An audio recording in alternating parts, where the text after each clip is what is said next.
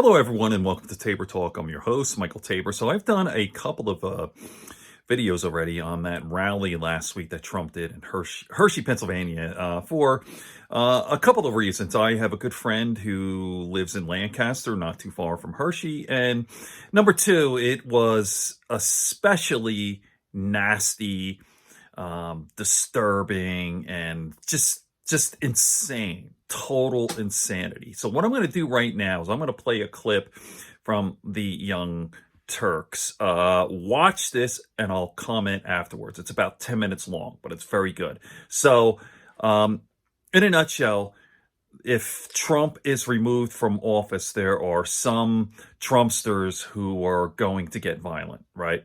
So it's insane. And if it comes to that, if it comes to civil war, and I even talked to my wife about this, then it is what it is. So be it. All right, watch this. Oh, and by the way, I just want to say this before I just play this clip from the Young Turks. I agree with Cenk Unger when he says that Trump can't be that stupid. No, yes, he is. He's stupid. Like this whole Ukraine thing. He doesn't, he may know on some level, but he's stupid. And certainly his followers are too stupid to get it. Okay, here we go. CBS News attended Donald Trump's rally in Hershey, Pennsylvania. And unfortunately, there was a video produced that shows you what some of these supporters think about the impeachment process and what could happen if Donald Trump gets removed from office. Credit to CBS News's Jason Silverstein for this video. He's not going to be removed. He's not going to be removed. He's not going to be removed. You feel confident in that? My 357 Magnum is comfortable with that. End of story. And they remove him in the Senate. Mm-hmm. I think it'll cause physical violence in this country that we haven't seen since the first Civil War. I think it'll become the second Civil War. I would think that there would be a strong movement. It would be very negative. Possible violence. Not that I'm condoning violence. There'll be a lot of mad Americans, possibly 70, 80 million Americans on the loose, not very happy. Did he do something wrong? It doesn't appear to me that he did. But I think it's going to be very hard for people to change anyone's mind. If you're a Trump supporter, I'll speak for myself. As a Trump supporter, I believe him.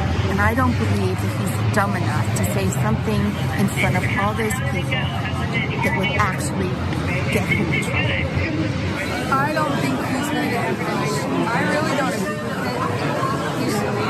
I mean, he's like the best president. It's not going to work. So I thought the most interesting one was the woman near the end when she said, well, I can't believe it because he can't be dumb enough to have said that thing that basically incriminates him. Nope, that's where you're wrong. He's definitely dumb enough to say it. Yeah. That's what I've been telling you from day one. He not only he can't help himself from doing crimes, but he's just too stupid to cover it up. And so that's why I thought he was going to be a goner. Here we are. But of course, the main point here is the threats of violence. Yeah. And they're quite brazen about it. Now, look, I thought Blue Lives mattered because if you're rebelling against the government and you're talking about grabbing your guns, that would mean shooting cops. Right. So I hope to God they don't plan to do that. And why are you shooting them? Like, so, okay, Trump gets removed. Who are you randomly shooting, right? And if he gets removed, by the way, it will be the Republicans who agreed. We cannot get 2/3 in the Senate without the Republicans. Mm-hmm. That must mean he was overwhelmingly guilty. But well, guys, he is overwhelmingly guilty. There's no question about that. But if the Republicans go along, that means, my God, did they get him, right?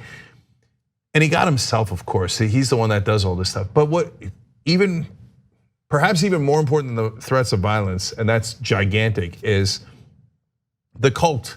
I mean, look at them. They genuinely believe it. No facts penetrate their subculture. That bubble is an unbreakable shield. Yeah. Facts are not allowed to enter. no matter what happens, these folks are positive that Donald Trump is God's gift to America. He's done nothing but great things. He's never said anything wrong, and everybody that's points out the insane stuff he says are fake news and a witch hunt to get him, etc. So apparently windmills do cause cancer because of the noise.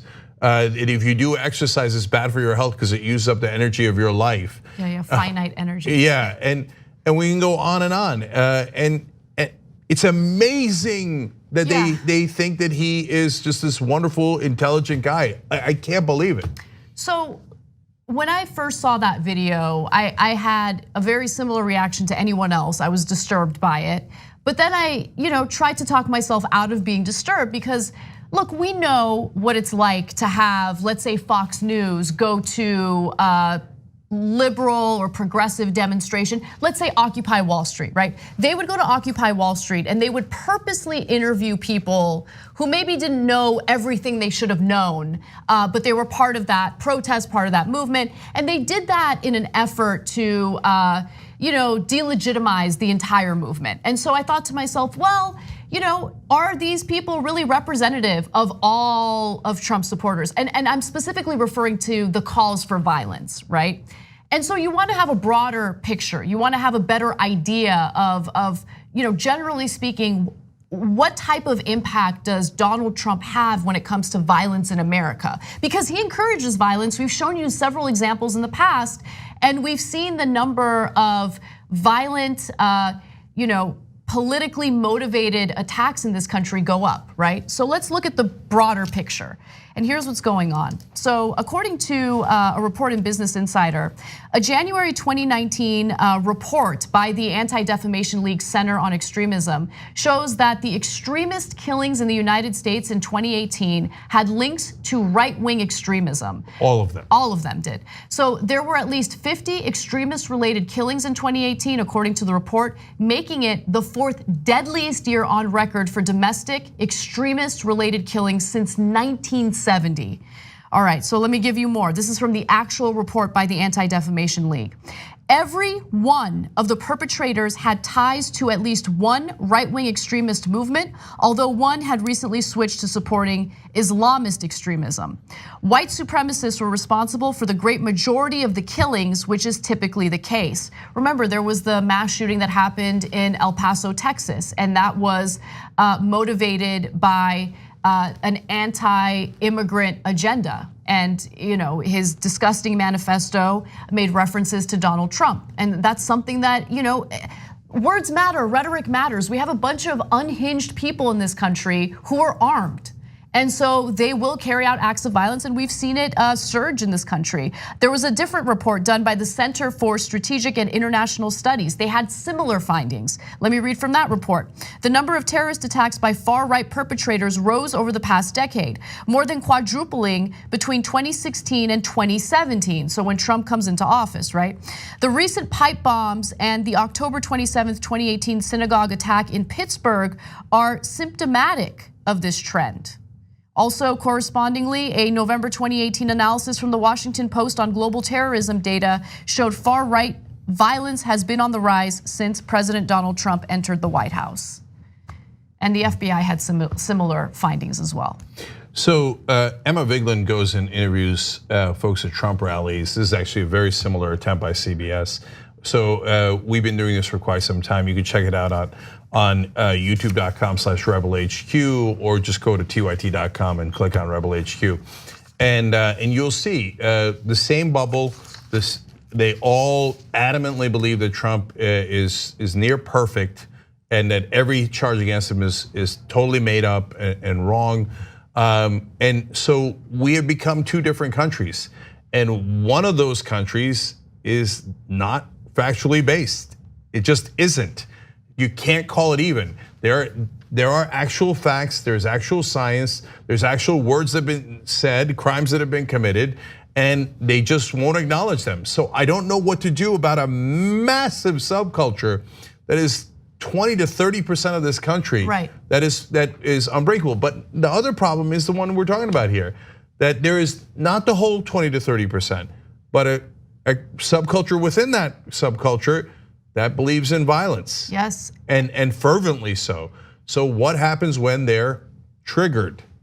Right, and look, the thing that further exacerbates the problem is that public figures encourage it, right? So Jordan Ewell had put together a mashup video that we had previously talked about on this show. But these are public figures. These are people who have large followings, and they think that it's okay to spew stuff like this. I now have two choices. One is to leave the country utterly. Two is to pick up a gun. Those are the only choices that you have left me. But we are at a breaking point in terms of an emotional civil war with violence that will spill into our streets. It's happening now. Our leaders must take responsibility for this.